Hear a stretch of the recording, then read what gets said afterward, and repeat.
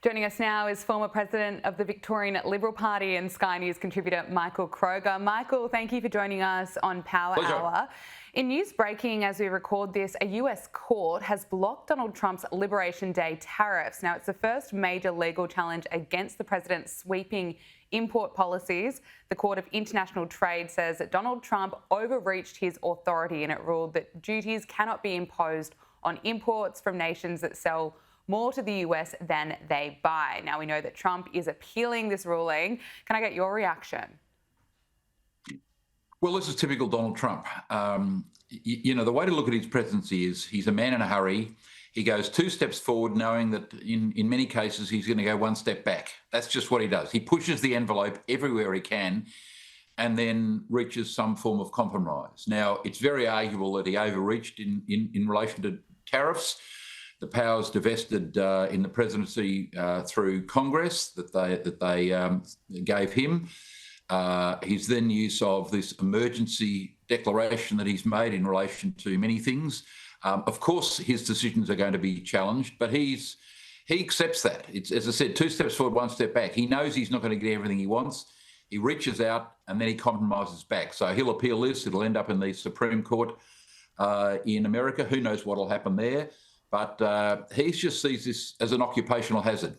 That's how he treats all of these decisions he's making in relation to the universities, the Middle East, the Ukraine, etc. Everything he does, that's his modus operandi.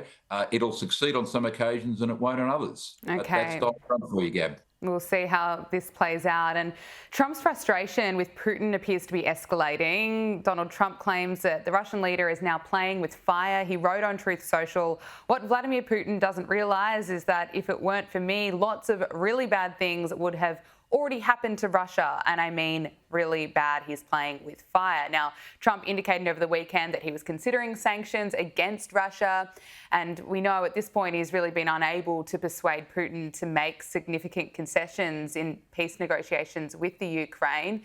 Now, the Russian leader, Vladimir Putin, has of course intensified the war recently. We've been seeing that. What's your assessment of where things are at the moment? Has it reached the point that it is too late? No, every war ends one way or the other, for better or worse. The Europeans are going to stick with the Ukraine. The Russians are going to continue what they're doing. The only hope for an immediate peace was Trump, his famous one-day declaration, which unfortunately hasn't come to pass. I think this will wax and wane for quite a while to come yet. In the end, they will reach some kind of peace deal. Obviously not to the extent that Trump wants, because he wanted this resolved quickly. But in the end, it'll come to a peace deal. Unfortunately, as Trump says, thousands of people die in the meantime, but that doesn't look like, Gab, there's any hope for an immediate resolution, given that Trump's now appeared to have given up on Putin. He thought his friendship would make a difference, but it hasn't. Trump has revealed he told Israeli Prime Minister Benjamin Netanyahu to hold off on any strikes against Iran to give his administration more time to push for a new nuclear deal. I want it very strong where we can go in with inspectors, we can take whatever we want, we can blow up whatever we want, but nobody getting killed. We can blow up a lab, but nobody's going to be in the lab, as opposed to everybody being in the lab and blowing it up, right? 2 ways of doing it. Yeah, I told him this would be inappropriate to do right now because we're very close to a solution. Now, that could change at any moment, but right now I think they want to make a deal, and if we can make a deal, save a lot of lives. When do you think a deal could happen on Iran? On which? A deal with Iran could happen. I don't know. I think over the next couple of weeks, if it happens. And as we just heard, Trump says he believes an agreement could come together over the next couple of weeks. Do you see that happening? Probably not. He thought there'd be a deal in Ukraine. He thought there'd be a deal in Gaza. He thought there'd be a deal with Hamas, the hostages, etc. Look, he puts a massive amount of store on personal relations, and in the end, a lot of leaders know that he's only there for 4 years. This is a long game. The Chinese taught us years ago, plan for decades ahead. Don't worry about something immediate. So the same with North Korea. He tried to do deals with Kim Jong-un, etc. The Iranians are playing a long game. They've held control. The mullahs have held control since the revolution. 4 decades ago.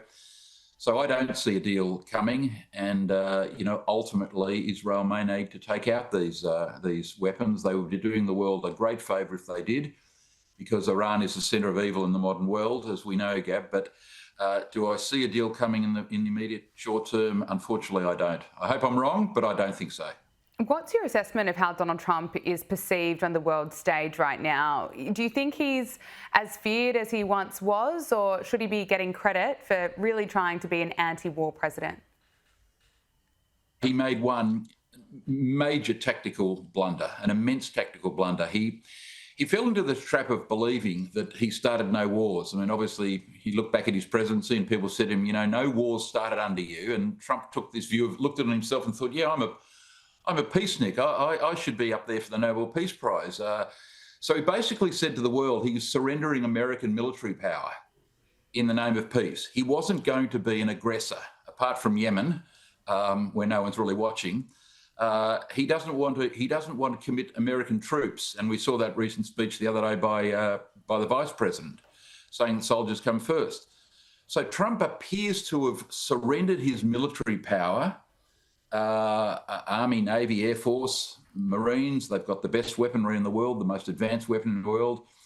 If he says to the world, which he has, American military might is not going to be used to resolve the Ukraine, to resolve Gaza, to resolve Iran, then basically he's no longer feared as he was. Because what people fear, American military might. Yes, they don't like sanctions, and that has short-term effects and medium-term effects, but mainly on the population. I mean, no government appears to have been overthrown recently because the governments had sanctions put on it, namely Iran and Russia.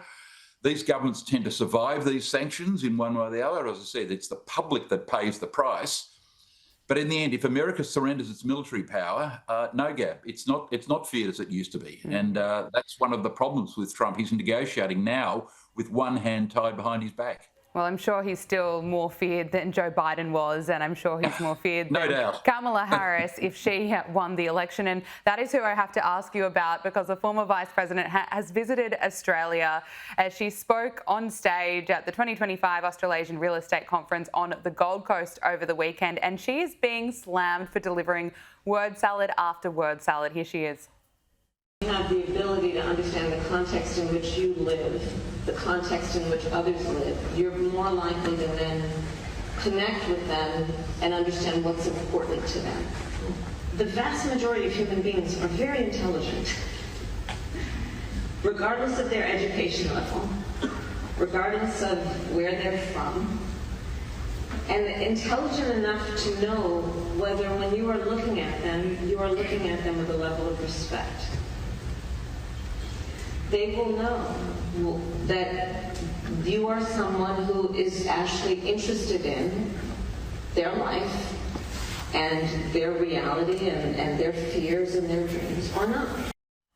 We spoke about this when it was announced that Kamala Harris would be paid hundreds of thousands of dollars to speak for an hour at this real estate conference. But now she's done it. She's spoken to the audience there. Listening to some of those clips, what's your reaction? Was it as bad as you thought it would be?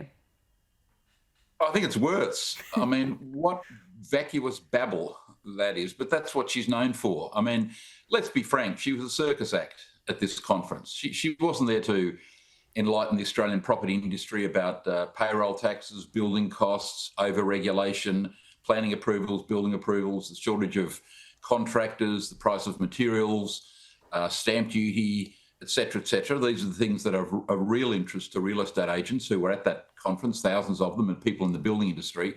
She comes along and gives this, as you say, word salad, this vacuous babble. I mean, she was just a circus act. Let's be frank. No one learned anything from her speech. She was there for pure entertainment purposes, but good on her. I gather she got $500,000 for that speech. If she can get $500,000 for saying that, I would have done it for $400 myself. Okay. And I know something about the property industry. So no, what a waste of space. What a waste of space. Michael Kroger, we have to leave it there. Thank you so much for joining us on Power Hour. Thanks, Gab.